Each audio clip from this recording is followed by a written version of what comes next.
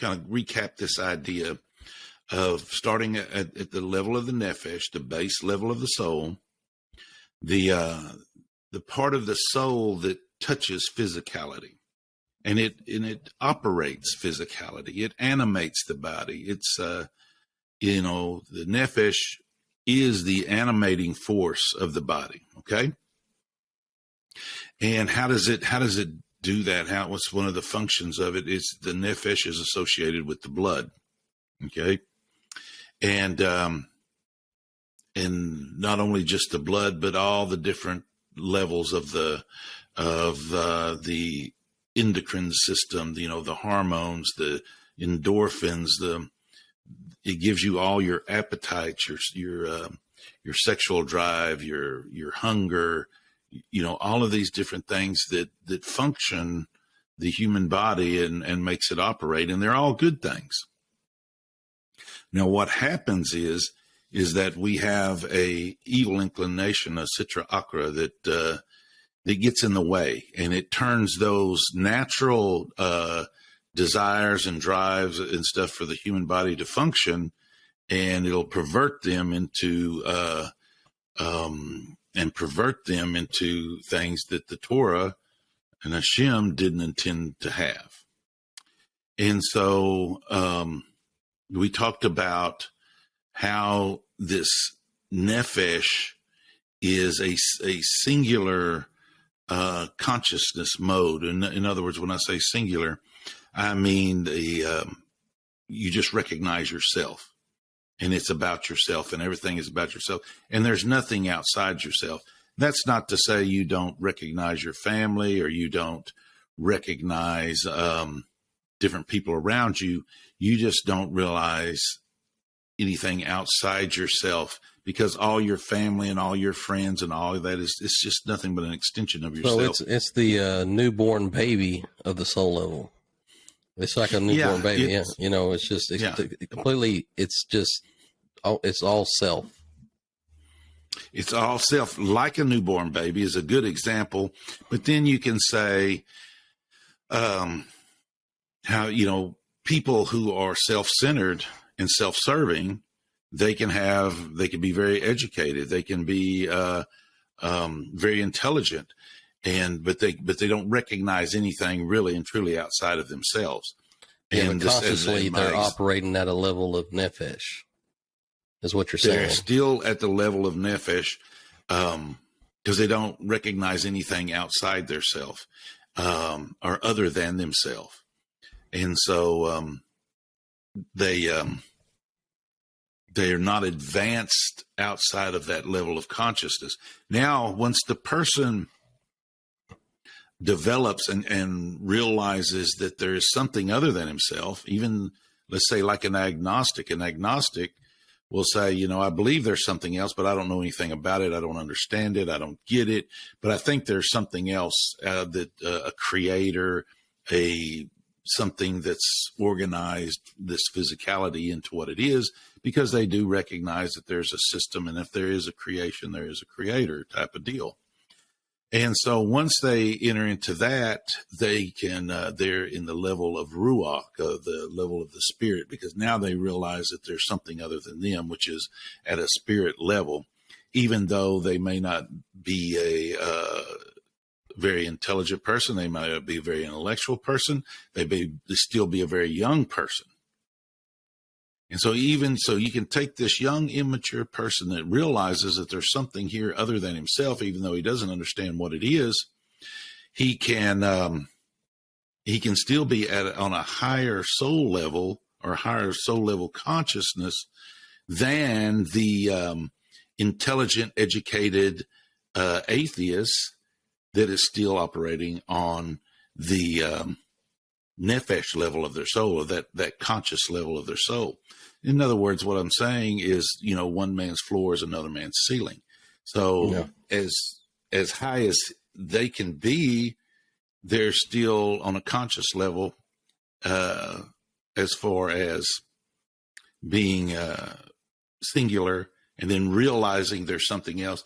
And then as the soul matures and develops, and the consciousness is more developed, they can realize that there is a spiritual power, and that is God, and that is the level of the neshama, and that is where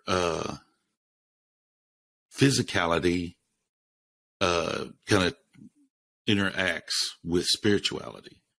It's a little bit different from the nefesh, where the spiritual is connected with the physical. At the level of neshama, the physical is connected with the spiritual, and that we realize at that point that we are connected to God, and that we're a part of it, and we're part of this system that's greater than us, and that's more than us.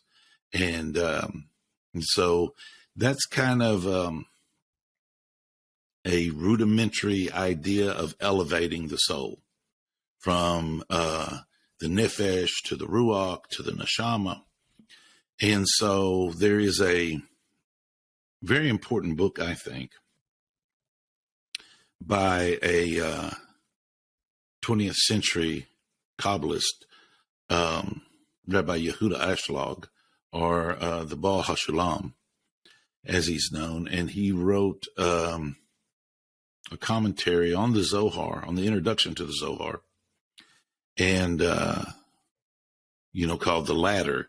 And he taught this system of the ladder, and that is, one of his, claimed to fame, maybe what he's best known for. It's what I know him best for, anyway. So the idea of this, of his commentary and what he's writing, is that the soul elevates, and when we see in some of the writings, like they're talking about an animal soul and somebody who has an animal soul, to speak. Well, they're talking about that animal soul is on the level of the nefesh. And then, you gradually climb the ladder, so to speak, and elevate and through these different levels of consciousness. And so what can happen here? I was just going to say, just as you were explaining that, it made me think about prayer and how important prayer is, because it shows where you're connected and what consciousness you're operating off of. Because if you're on a nefesh level, from what you're saying, it's just self. It's so reliant on self. Like you said, you may be aware of your family and you may be very intellectual, but you're just really aware consciously of self.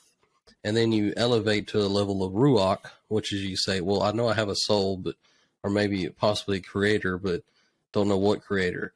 So the person who prays to Hashem, to God, God of Israel, is operating on a conscious level of neshama, because they've recognized the three levels. Is that a good way to say it? Because the very logical point of that is, why would you pray if you weren't? Right, absolutely. That's what I was getting at. Yeah, there would be you would have to be at that level consciously, to be aware. At the level of nefesh, you're not praying. You're just seeing what you could do for yourself. Absolutely. Yeah. Now, at the level of ruach, you could pray, but you really don't know what to pray or who to pray to or what's going on. But you're praying because there's something there. Yeah, and you're trying to reach out to it. And at the level of neshama, you are conscious of God, and you're conscious that He answers prayer and that He interacts with creation, and so then you're able to pray. You're able to pray at that level. So every praying soul, with the breath, and this is where we get to the neshama being the breath, this speaking spirit, this ability that we have to articulate our consciousness and to say a blessing and to bless Hashem and to pray and to give praise and to Hashem, is operating on that level. If you weren't, No, you couldn't be. You'd have to be at that level, because it's like you were saying, where the nefesh meets the physical, it's like the neshama meets the divine, the holy, the spirit meets, So I mean that's the way I think about it and connect with it, and it makes perfect sense, because if you're not praying, then you're not operating at that level. Once prayer is involved in your life, and you've taken that step to start praying, whether it be for it could be for anything, but then you're saying, you're recognizing that level of the soul where it connects to the divine, just like the physical connects to the nefesh. Yes. And now there's some, let's just call them prohibitors. Okay. We can call these prohibitors, the Sitra Achra, and this evil inclination that we all have, and it can lead us astray and lead us into problems to where what's one of the biggest problems it can lead us into? It could lead us into the problem of self and ego, and to where even if we had a consciousness of God, we're only have that consciousness to serve ourselves. So ego is the biggest problem. I think, Rabbi Ashlag said that ego is the source of all evil. Serving oneself for yourself alone is, I think, the way it's put. You serve yourself for yourself alone. That is the source of all evil in the world. But to do something for the sake of heaven, which means, for the sake of others or for the sake of Torah, is the source for all good in the world. It's very simple, very simplistic, but very profound. So what you're saying is, if you study Torah and you're consciously aware, you're operating on a level of nefesh, with the divine, and you see things, and you do certain things in your life, and you're practical about, giving charity and doing this. And if you're only doing it at the level, well, if I don't do this, then God will punish me, then that's just, you're operating off self at that point, not for the sake of Torah. Even though you're recognizing that there's a creator, and you know that you need to be doing these things because God commanded you to do them. But if you're just doing them so you don't get punished, then that would be, is that what you're saying? Using the Torah for your own gain, for your own self? Right. If you're looking especially, let's take the B'nai Noach, or the non-Jewish person. There's obviously things that they're commanded to do or not to do as far as negative commandments. And so they are to abstain from certain things, and that's what they're commanded to do. But then there's this idea of, like Abraham was someone who was not commanded but did. He did Torah, but he wasn't commanded to do it. And so when you're not commanded to do it, then the only reason you can be doing it is for the sake of heaven, because there's no reason for you to do it outside of that, unless you come into the idea that I'm going to do it for some kind of gain. I'm going to study Torah as a reward. Even as a reward, but people are going to come give me money because I'm going to teach them Torah, and they're going to give me money, and I'm going to learn all this, and I'm going to tickle their ears with all these things that I learned, and I'm going to do it for myself. And, Rabbi Ashlag says in that context that the Torah actually becomes a poisonous elixir to those people who are doing Torah for self-serving reasons. Even the idea is, I'm going to get closer to God. I'm going to, do this and do that because I'm doing all this extra stuff that I'm not commanded to do. So when you have to be careful that if you're doing something in Torah that is extra, something that you're not, and when I say extra, let's say that you're doing something that you're not commanded to do, then be sure that you're doing it for the sake of heaven, for no particular reason, for no gain, for no benefit for yourself. And that makes perfect sense, especially when you look at people that say, I only study Kabbalah or the Kabbalistic text. Well, Kabbalah in itself, I may have this wrong, but you can correct me if I am, but Kabbalah, if you broke it down to what it means, it's to receive, correct? Mm-hmm. So if you're just doing Kabbalah and then you're just receiving, then you're just operating at the will to receive.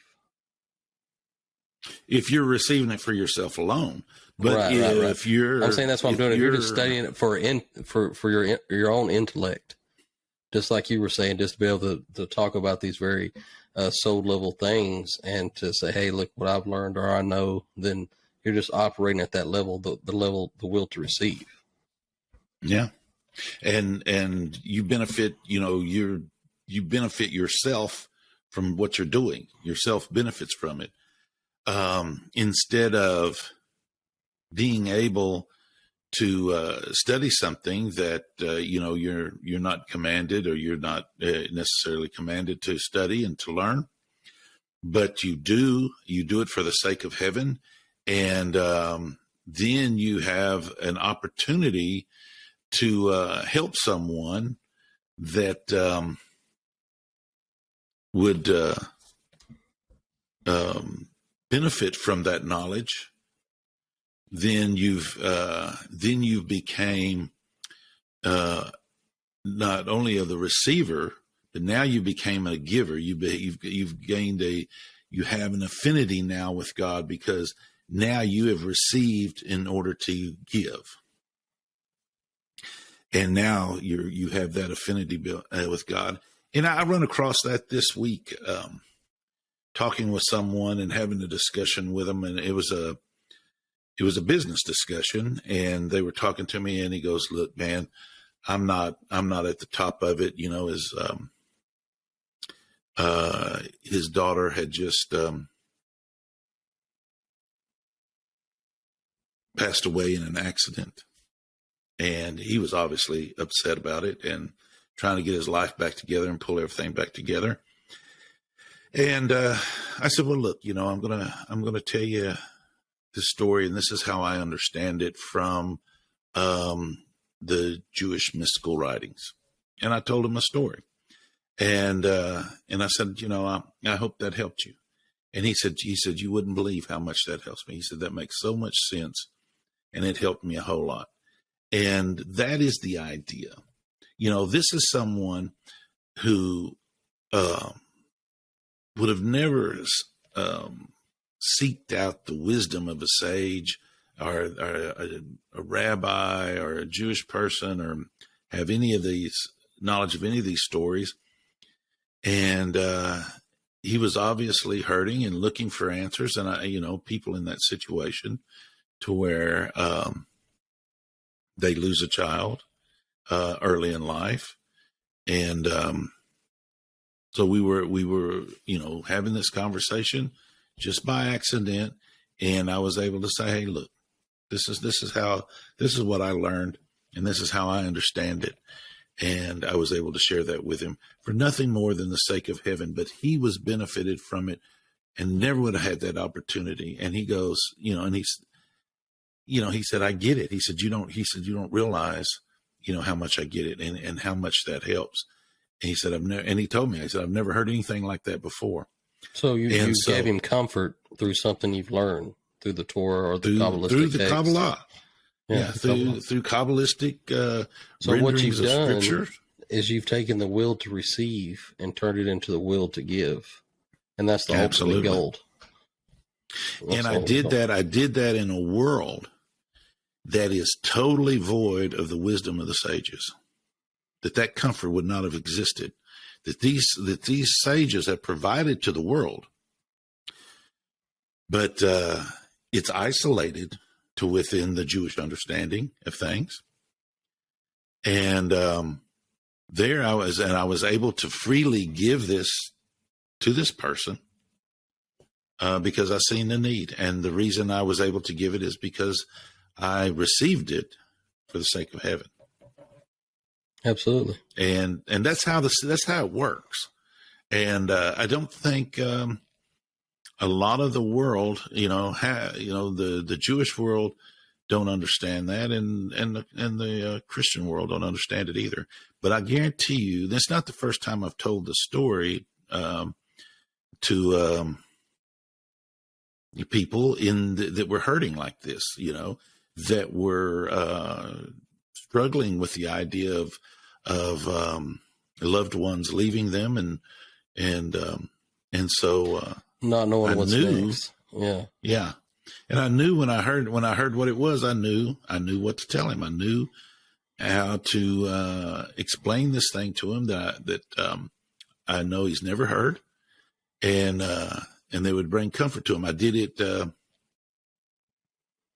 not too long ago, a few months ago. I mean, it was less than a year ago. I had a relative who one of their grandchildren had a child that passed away about a month old, very young. And I was able to do the same thing that I did here. And they were so thankful that I shared, what I'd learned for the sake of heaven with them. It was a great comfort to them. And this is what the wisdom of the sages can do, and the Torah and understanding the Torah can do within the non-Jewish world. No, we're not commanded. We're not commanded to study the Torah, but if you think for the about sake of heaven, we can. If you think about it, studying the soul levels is very fundamental to understanding life, because you're here for a short period of time, 80 to 100 years if you're blessed, that long, but a lot of us a lot shorter time, but that's the whole journey. Your soul's eternal. It's part of the Creator. It's part of Hashem. It's part of God. It's eternal. So to understand the eternal to understand the soul would be the best way for you to understand and cling to your Creator. That's what it is. That's your part. That's your connection. The physical is a refinement process. You're operating, starting off on the nephesh level where the physical meets the spiritual. And then you go up a step, like you're saying, to the ruach, where it's spirit, recognizing that I am a speaking spirit, and then understanding at the level of neshama that I have a Creator, and He is the God of Israel, and this is where my soul connects to the eternal. And so I think understanding the soul levels is the only thing that would really elevate your understanding and your consciousness of your Creator. And of course, studying the Torah, it's not going to help you as much as understanding the Torah. If you don't understand the concepts of Torah, is what I'm saying. If you were just to read it literal, it's very important to do so. I'm a testament to that. But understanding the terminology and the different parts of your soul is that is your connection point to your Creator, to Hashem. Absolutely. All the different levels, the 4 levels of understanding, the Torah text is important to know. You can benefit from all of them. But we just have to remember that if we're a non-Jewish person and we're not commanded to do this, that we do it for the sake of heaven, and that if we can still find applications for the sake of heaven, to share that information and to benefit mankind with it. And, and especially in this very strange period of time we're living in, because the Jews, albeit understandable, are not out there giving answers. And as one rabbi said here just recently that I listened to, said that, he's being asked a lot of questions from non-Jews, and he said the difference is they're asking these questions because they really want to know the answers, and they want to know it from a rabbi. And so the rabbinical world has to make an adjustment to realize that where they're at in time and history, and say, hey, look, these non-Jews are seeking, they're asking questions, they want to know the answers, and they want us to give it to them. So if not a rabbi, then maybe someone who's not commanded to study Torah can bring that comfort and that wisdom and that understanding to these people that are asking these questions.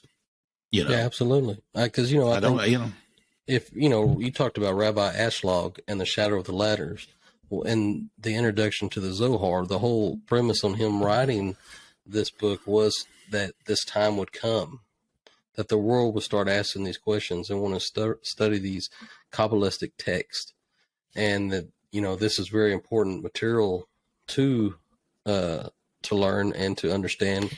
So he felt the need to write this material, because he didn't write very many books, I do believe. If I remember Ashlag, he was very poor.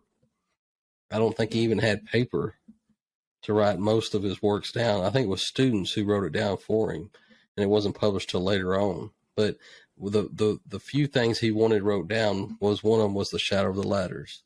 And that's what it is. It's an introduction so people could start to understand these Kabbalistic texts, because people are going to have the questions. He knew the time was coming. And this was, I think he passed in, I hate to. 1954. 54. I was going to say the 50s. I wasn't sure the exact date. Mm-hmm. So, and he knew this time was coming.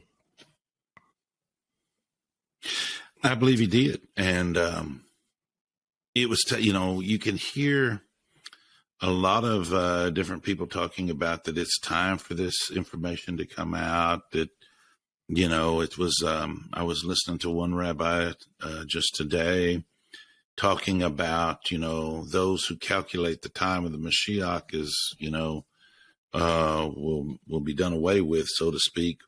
But that when you get to so close, like we are now, people believe that we are in the final footsteps of the Mashiach and that we're very close to him. People are going to start calculating the times, and they're going to start doing that. And they're going to start looking at these texts and seeking these things out and seeking this wisdom out, because, on a spiritual conscious level of these souls, I believe the human experience is realizing that we are drawing near to Mashiach, and we're going to have questions. And not only the Jewish people are going to have questions. I mean, we see the dynamic within the Jewish world. They're having their state is being established, and they're having the homeland, and we have Jews now living in the land of Israel, and they have control of Jerusalem as their capital. We see all of these dynamics within the Jewish world elevating toward a messianic era. Why wouldn't you expect to see that in the non-Jewish world as well? Right. That we're stepping back from the church. We're looking at different things and trying to study and understand things and in a different way. And so what do? We seek out the wisdom of the Jewish sages and say, hey, come and teach us. What is this that you have? I mean, we read that the text, what is it? Zechariah 23:8, where, 10 men from the nations are going to hang on to the hem of the garment of a Jew, because they realize that God is with them, absolutely, that they have the Torah. Why wouldn't the rabbinical world understand that from that text alone, that the non-Jews are going to come to him and ask him questions and want answers. So what is your view when it comes to when you hear somebody say, the non-Jew does not need to be learning these esoteric teachings, these Kabbalistic teachings and they don't need to be, keeping Shabbat or, having Shabbat for a memorial to Israel, or they just need to do the 7 laws and they don't need to worry about anything else.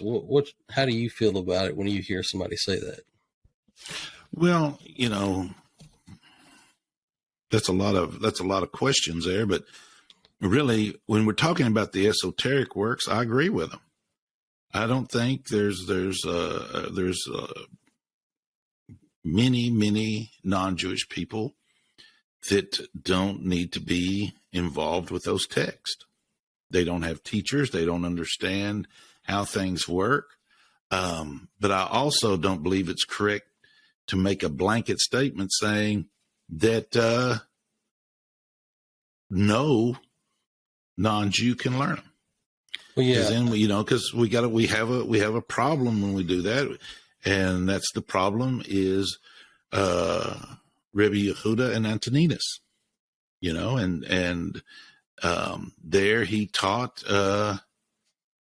There we have an example of a rabbi, teaching a non-Jew, Torah. Right. But, the reason I brought up Shabbat, too, was just to make the point. If somebody's wanting to do more, to learn more than just to read the Torah that they want to learn. I mean, let's face it, because a lot of these books are translated. So the way I look at it is, would you rather somebody just read this and have their own interpretation and then say it's this and not teach them?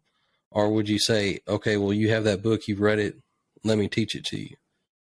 Okay, and that's the point I'm trying to make, because you have people going around saying, "Oh, you can't learn that. You don't need to do." Well, it's translated. I'm gonna read the book anyway.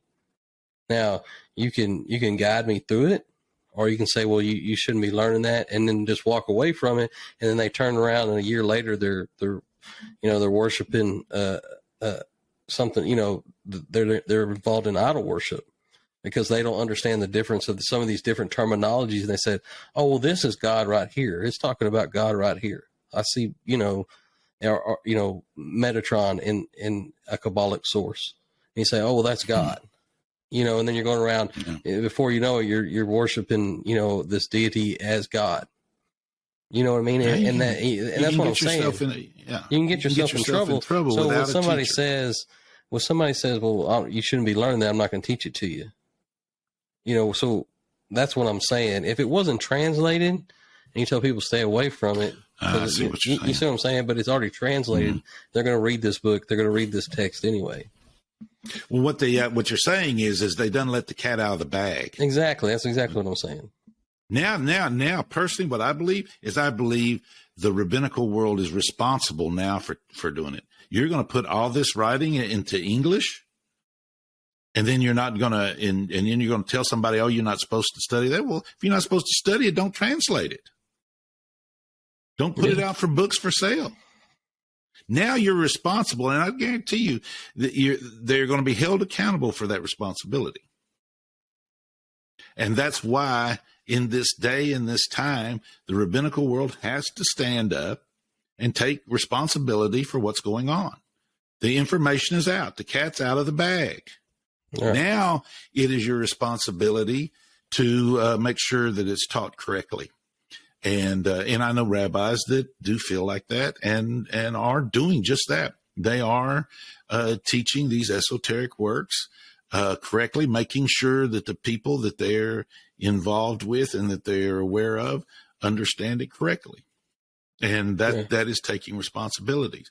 Those that are saying you're not supposed to teach it, then quit putting it in English. Yeah. And it's that simple. But now that you have, you can no longer say that. Yeah, I think because if there's two different roads on this. There's the person that says, "I'm going to read this material and I'm going to read the Torah, and this is what I think it means. And that's all that I care about. And that's how I identify with the will to receive. I received it from me, and this is what it means to me. And that's all there is. And there's the person that reads it and says, well, how is this applied? You know, how does God see it? How does God see this? How does the Torah, how does this source out of the Torah? And what does that mean for me? What does that mean that I should be doing or shouldn't be doing? You know, so they're looking for that rabbinical authority, you know, but then the authority says, oh, I can't teach you that. Well, Brad, you're not going to teach it. How do I know if I'm doing it right, or how into something that can really get out of hand and can really hinder and become that elixir for somebody, you know, that poison. You know what I'm saying? I think there's a two-way street. There's a person that denies rabbinical authority, and there's a person that wants the rabbinical authority and it's not given to them. Well, that's, you know, people have been interpreting Scripture their own way for the last 2,000 years. That's nothing new. They take their Scripture and they take it and they mean what they want it to mean, and they do what they want to do. They're doing that out of a self-serving, egotistical position. Okay, so they're just operating with the will to receive. Is what you're saying. They're benefiting from their self. They're building their own club, and they're having their own organization, and they don't want anybody to have any other authority interfering with it. We can see that. We see that in Christianity. We see it in other religions. We even see it. We see it even in the world of B'nai Noach. And we have organizations that really don't want any rabbinical authority telling them what to do. And being at. So the difference in what's going on here with these two different kind of people, like you said, then you have those people that are coming to the Jews that do realize that the Jewish people are the light unto the nations, and saying, hey, come and teach me, and I want to know, and I read this in this book because it's in English and I was able to read it. Now I have questions about it and I want to know. Okay. Yeah. And then so they come to them.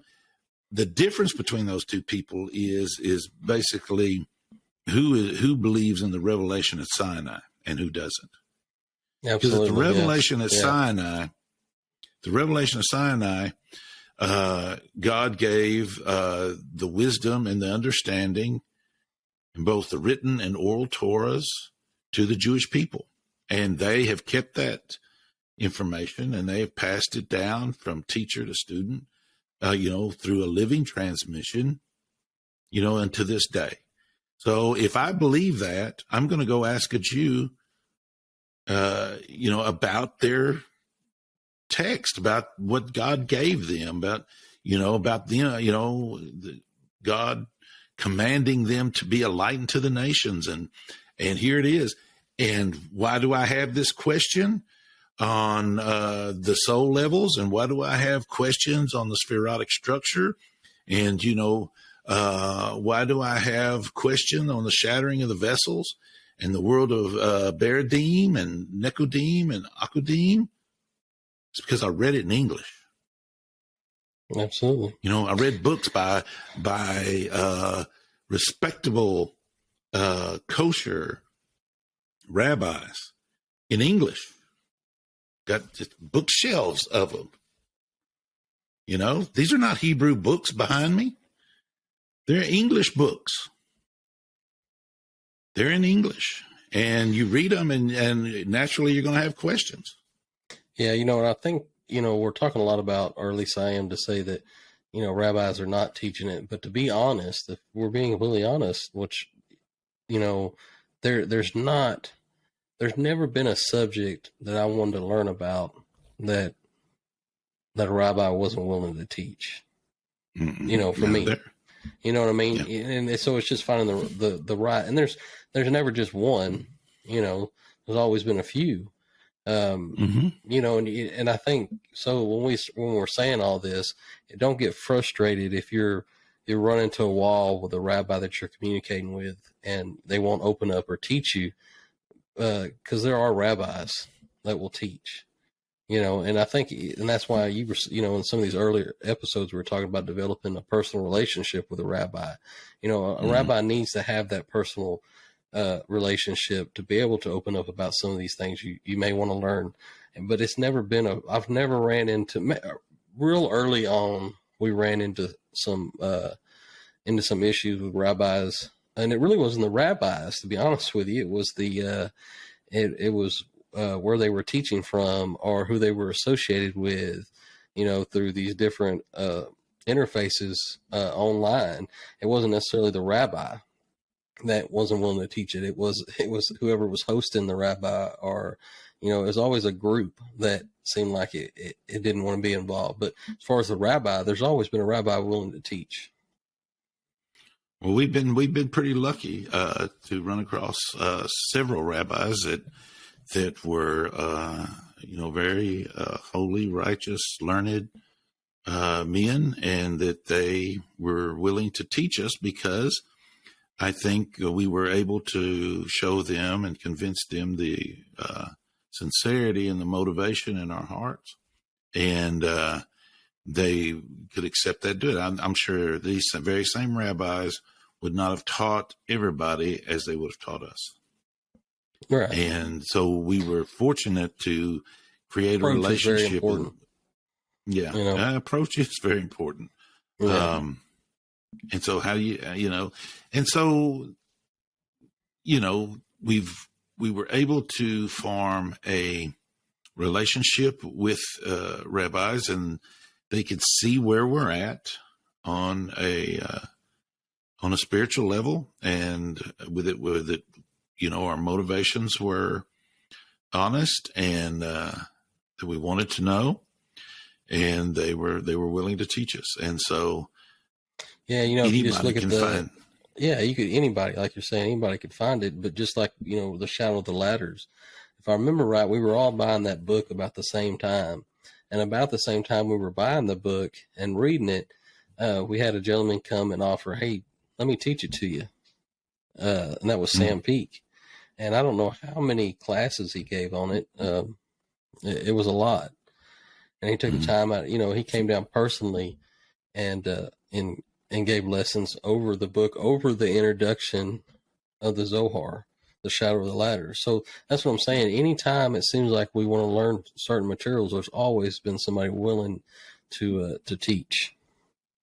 So don't, right. If you're hitting a wall out there and you're getting frustrated and you feel like that you're not, go talk to another rabbi. Don't be afraid to, and if your rabbi is telling you, if you're going to learn from this rabbi, then I'm not going to teach you, because you may run into that. That's a decision you're going to have to make. But if what you're trying to learn and trying to understand is that important to you, then those are decisions you're going to have to make, because we've all had to make those decisions. Because I guarantee you, there's been several things that, well, if you're going to go study with this rabbi, then you ain't going to study with me. And, and it's always worked out for the best. If somebody's telling you that, and I feel like that's an insecurity within the teacher, then maybe it's the best that you don't learn from that person anyway. Now, that's not to say maybe someone ain't trying to safeguard you from a bad teacher. You need to be aware of that. So you have to, do your part and look into and see who you're studying from, just as much as, how you're approaching them or anything else. Because, sometimes a rabbi might tell you, that person over there, they're not teaching you any Torah with that Kabbalah. They're strictly Kabbalist, and we don't recognize him as a rabbi. He's a Rav or these different terminology. That's stuff you need to understand and be aware of. Yeah, it's good to know who you're learning from, and as much as it is for them to know who they're teaching and what type of rabbi. I had one rabbi, saying, hey, look, pick one guy, stick with him, and just learn from him, and don't learn anymore. It's confusing going from one rabbi to the other. I've heard it said that, you learn You learn halakha from one particular rabbi, and you learn the Kabbalah from several rabbis. And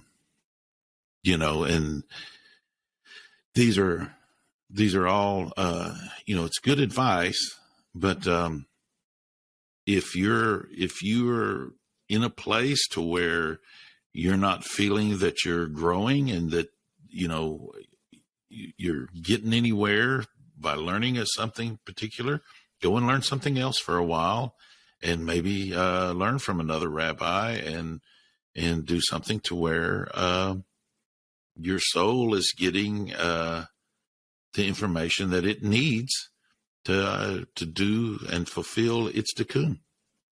Absolutely. Because, that's the whole purpose. If you look at inner space, when Rabbi Ashlag's talking about the will to receive, it is a necessity of rectification, just as much as the evil inclination is a necessity of rectification. If you don't have the will to receive, then in turn you can't have the will to give. If you don't have evil, then you don't have good. It's all part of the rectification process that making tikkun. So as much as you may have to receive for yourself alone to do tikkun and rectification for self, that there's nothing wrong with that.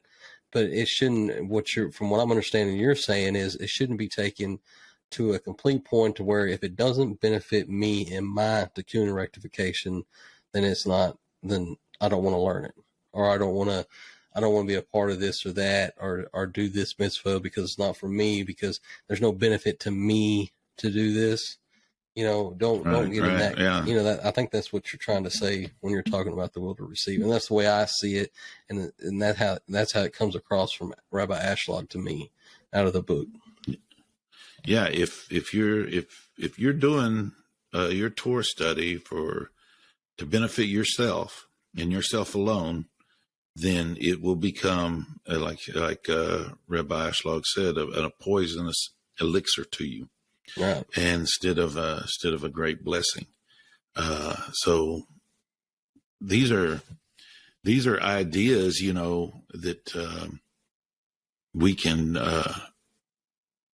understand and use in seeking out rabbis and teachers and trying to understand where we are and what we're doing.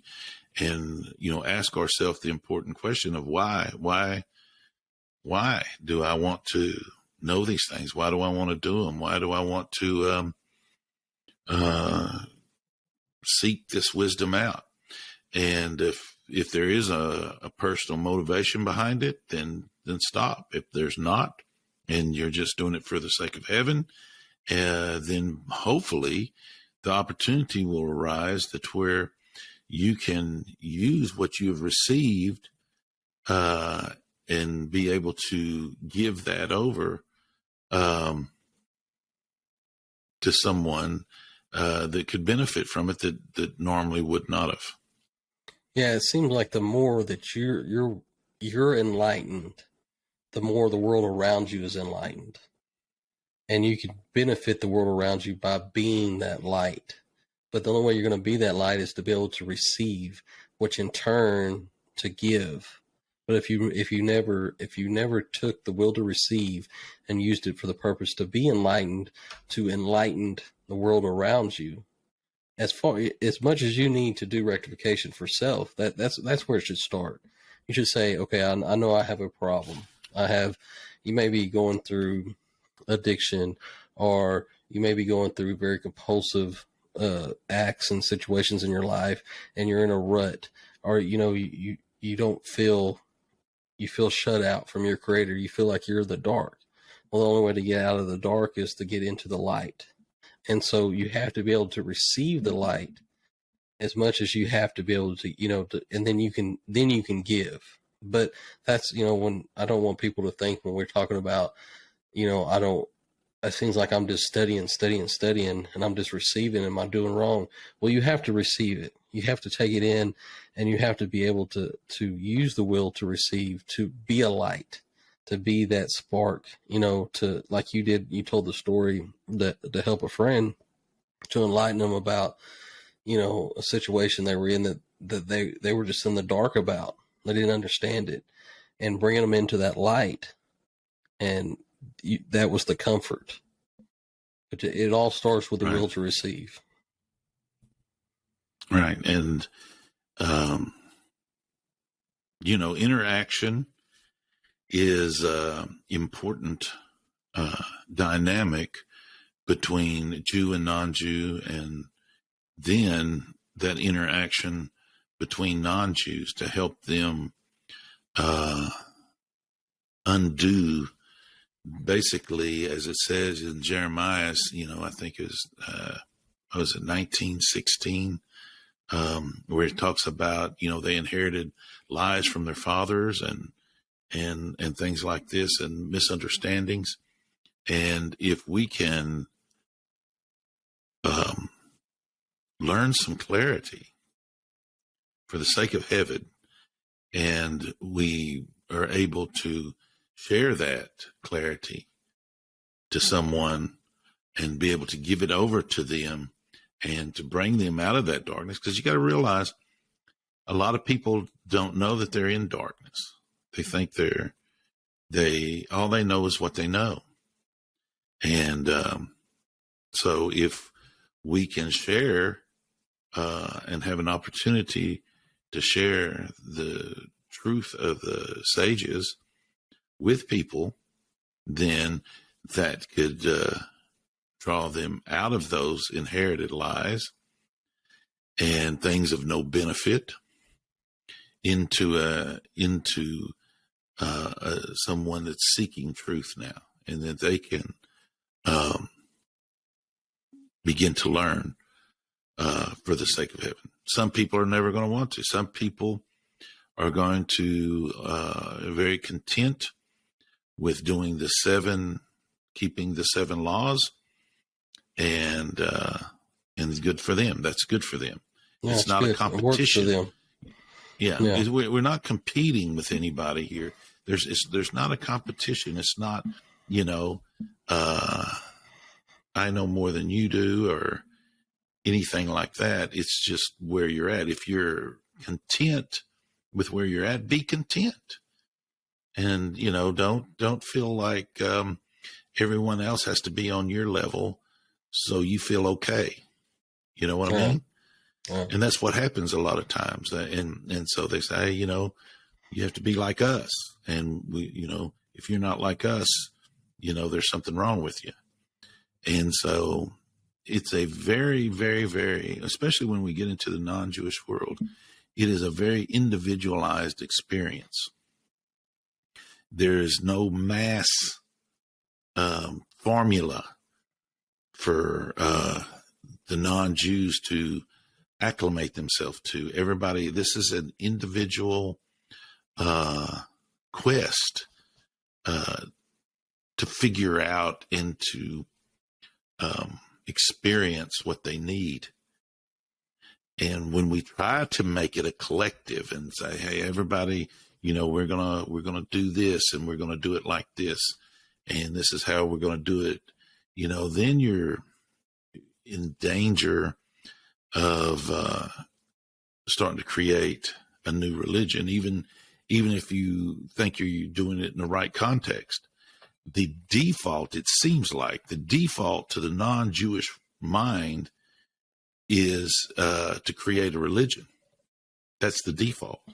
Mm-hmm. And so even if you're teaching them the 7 Noahide laws, and you're just, hey, we're going to keep you down to just knowing this, and you can't do this to where you create a religion. Well, guess what? You're creating a religion. Because look at what not creating a religion, you just created a religion. But not bringing them into Judaism and to the traditions and to keeping other mitzvahs. You've actually created a religion outside of Judaism because you refuse to let them practice practical parts of Judaism that they wanted to do. Well, I mean, it's like, the idea to pray, you can't we have talked a about prayer this book. If you have a prayer book, you're creating a religion. If you don't have a prayer book, you're creating a religion. Yeah, they said, well, you can't pray like the Jews, but you can't have your own prayer book. Well, then that doesn't leave much room for growth there. It's not practical. No, it's not practical at all. It's not a practical idea. Once everybody, the Jew and the non-Jew, realize there is nothing but Judaism, and that is the only religion, then that's what we're doing. We're just doing it at whatever level we're personally at. Right. And that's how it is. Anything else is a new religion. Yeah. If you're doing anything added on to it. Yeah, absolutely. I've seen it as much in the Noahide world as I've seen it anywhere. As much as it is in the church world and the Noahide world, just people don't like being told no. And I think that's a lot of it. And that's the ego that you've been talking about. There you go. That is the evil inclination, the Setra Akra. Is that correct? Yeah, the evil inclination. You can't accept that you can't do something or that you shouldn't be doing something. It's not that you shouldn't be doing something. Maybe you're just not there yet. And if you can't understand that and be at grips with that, then that's the problem. Well, no, you can't do that. Well, maybe right now you can't do that. You know what I mean? Because you're just not there, and you need it. I think that's and when you hear no, you just see it as a black and white, and if you know anything about the Torah or anything about the sages, and especially the Kabbalah in itself, it's not black and white. There's so much more, it's where you're looking from, not where you're looking at, or I'm not saying that right. It's where you're looking from. So if just because you see it this way doesn't make it true, doesn't make it concrete. And when you hear, well, that's not right, you would think, well, yeah, okay, I'm going to do it. I'm going to do it my own way. Then you're telling me I can't do it this way, but it says right here to do it this way. Then, and that's the ego. It's kind of like the idea that, the evil inclination is going to come in and it's going to pervert good intentions for self. Mm-hmm. And it's going to use that context of the ego to sit there and steer you into something, into a perversion, even if your original intent was, honest and sincere. But we got to realize, we got to have a consciousness of these things, of this Sitra Akra, of this evil inclination, of this ego, of the elevation of the souls. All this stuff helps the non-Jew and is part of it, even keeping the 7 laws. This is all, it has helped me incredibly. So how, who says that, hey, that's not part of the 7 laws? That's not going to help you. That's not going to help you learn the 7 laws. I guarantee you it helps you. And that's one thing that the rabbinical world has to understand is all these concepts and these dynamics. If it helped you keep the 613, it'll help us keep the 7. Right. Right. I'm just going to talk about my own personal experience for a second here. And, there was a time when a lot of us, and when I say a lot of us, non-Jews that, we all associate together with, were doing Shabbat, keeping the Sabbath. And, we ran into, everybody had their own opinion about it. And depending on, some rabbis say, oh, well, you can do it, but you got to do it like this. Or, no, you can't do it. Or, hey, you can do it, but you can't do it like we do it. Well, back then I was fine with them just saying, you shouldn't be doing Shabbat, because I didn't feel like I needed to do Shabbat. I needed, to honor or, do a memorial for the Sabbath. But as I've gone along, I feel it within me, it's something that you can't explain, that it's something that I need to set aside, not for me, but for God. He sanctified the Shabbat and set it aside. So I feel like it's important that it is set aside and that you're consciously aware you're aware and operating in a level of consciousness that you're doing it for God because He set it aside and sanctified it. I'm not doing it because He commanded the Jews to do it. I'm just recognizing the fact that God sanctified the seventh day and recognized it as something beside the other 6 days. And, that's the way I look at it.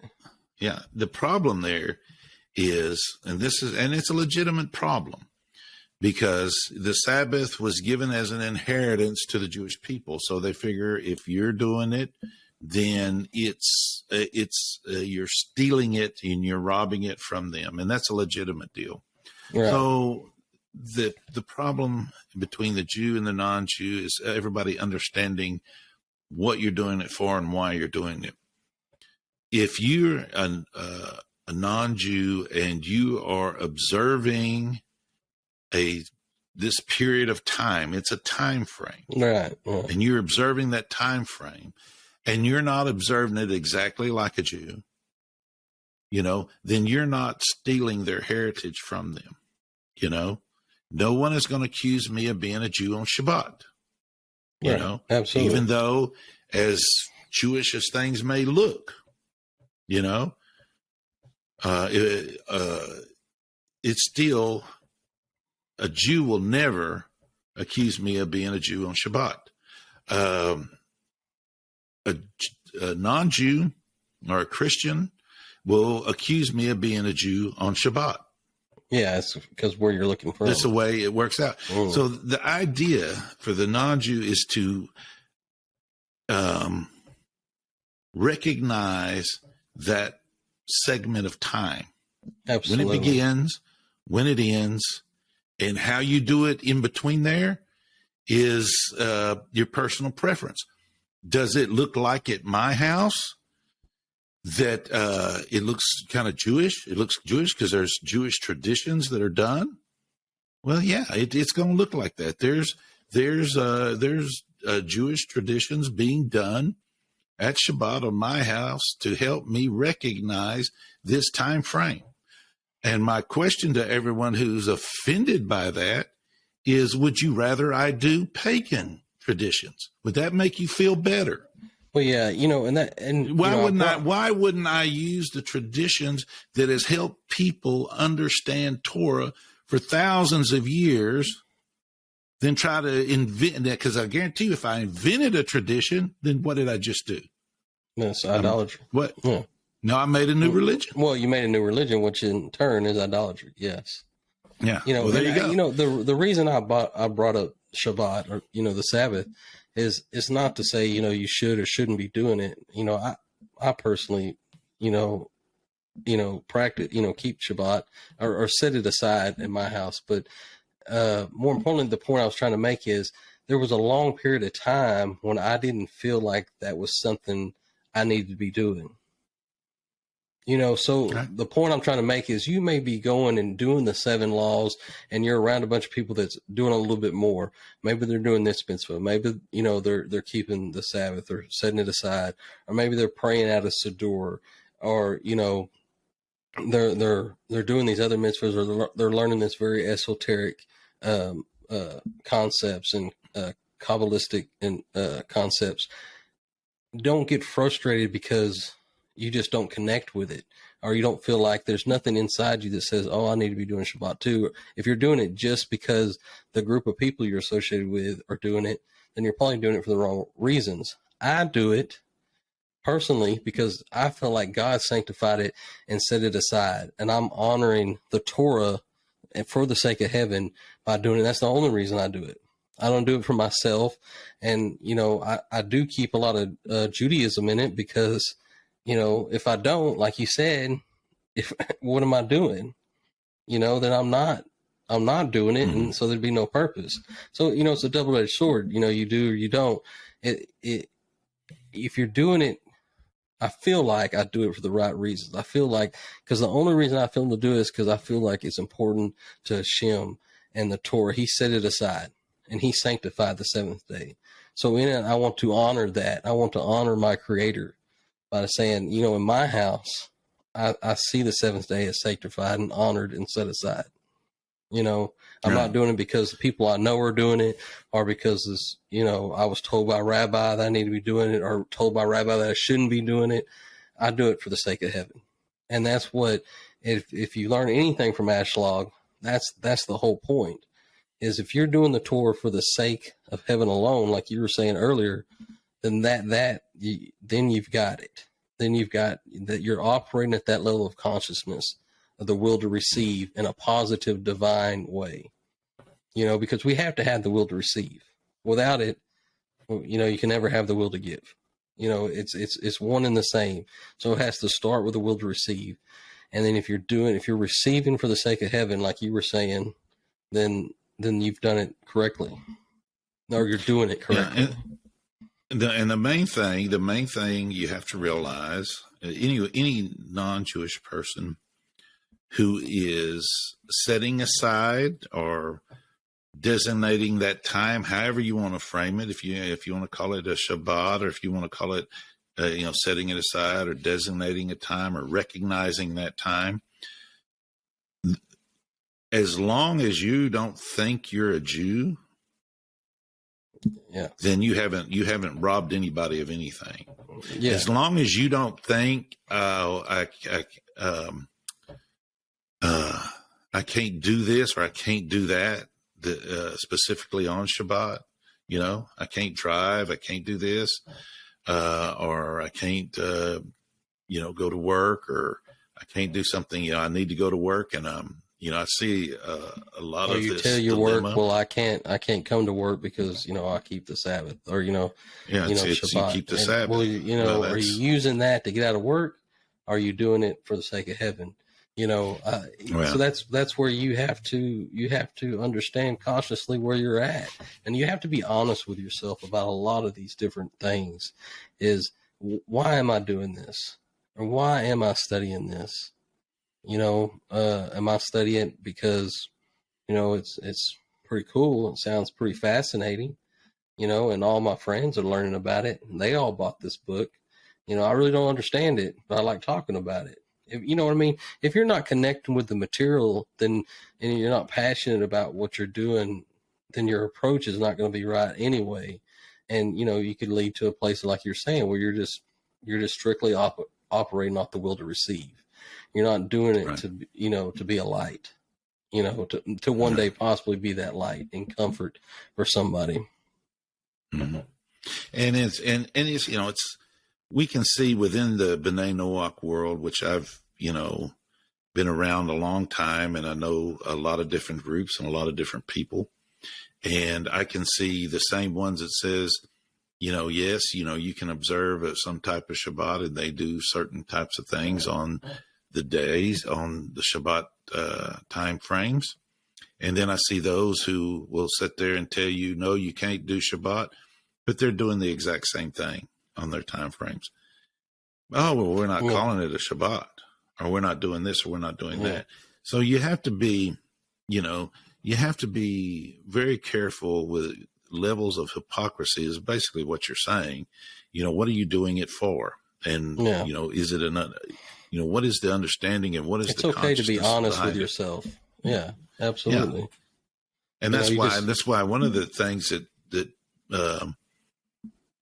it works, or should I say, for the non-Jewish person that's connecting and attaching themselves to Torah, to not have an organization behind them, because the organization tends to create exactly what you're talking about. I'm doing it because my friends are doing it. I'm doing it because this group is doing it. I'm doing it because I'll be looked at differently if I'm not doing it. No matter what it is. Torah on any level, Jew or non-Jew, is a personal thing. It's a personal quest, endeavor, a mission. Mission is the best word to use. It is a personal mission. The Jews have their mission in Torah. They are commanded to do certain things, and this is what is expected from them from God. Yeah, and there's certain things that are expected from the non-Jew. I think one of the hardest things for me to understand for the longest amount of time, and then it just never did click, and I didn't understand it till here in the last year or so, is a lot of the things I did early on was studying this different material and learning. And one of the main reasons I didn't retain the information is because, being honest with myself, I was doing it to be a part of a group and to want to feel included. And even though I found it very interesting, and I did get it on an intellectual level, and I was able to understand it and to have conversations and grasp these different concepts, I never was doing it to cling to my Creator. I never did it to want to be closer to my Creator, build a better relationship with my Creator, to cling at that neshama level. I was just operating basically at a level of ruach, where I knew that I was a spiritual, a speaking spirit, but I didn't really care about understanding and developing actually a personal relationship with my Creator. So now, in the last year or so, my whole mindset has changed, to where everything I do and everything I learn, I want to learn it for the purpose of getting to know my Creator, to have a better relationship with God, with Hashem, so that I can have that relationship, and not just for me to have this relationship, so that, that to connect to my ultimate source is to, is who I am, who He formed me and made me to be. How can I know my Creator? And I know that I can know Him better by clinging to His Torah and studying the sages and setting aside certain things that He sanctified, whether it be Shabbat or the 7 Noahide laws, or even more. I do it, and that's the purpose. That's there's still an ego. There's still a part to where it's frustrating when you're learning a concept and you're just not getting it, or you think maybe you'll never get it, and so that can always be a problem. I think that's where you have to be honest with yourself, is the stuff that you're studying now and these people that you're involved with right now, are you doing it to cling to your Creator for the sake of heaven, for the sake of Torah? Or are you doing it so that, because none of us want to feel left out. No, everybody wants to feel, apart, together. They want to cling. And because of that, and that's part of the evil inclination in itself, the Secher Akra, is to draw us away from the Creator, even though it might seem very minute. Oh, well, I study with all these people in this group, and I'm involved in this Noahide group on Facebook, and we all get together and we read the Torah together. So they're all doing Shabbat. I want to do Shabbat. Or they're all, none of them eat clean, so I don't eat clean because I'm not commanded to. Whatever you tell yourself, if you're doing it for the group or to be a part of something else besides the Torah in itself, then that's when you need to be honest and say, this needs to change. And for me, it took a long time to understand that. Well, it's tough, and then on top of everything else, people deal with their egos and with their evil inclinations, and all kind of different things come into play on them things. You wind up getting divisions and strife, and and people make a mess out of the Torah on both sides, on all different levels. Because of these things, but it's something that we've got to work out. And the good thing to remember is that the reason we have in this struggle is because where we're at within the Messianic era, and how we're getting closer and closer to Mashiach, and these things are coming more relevant to us because Mashiach is getting closer and closer. So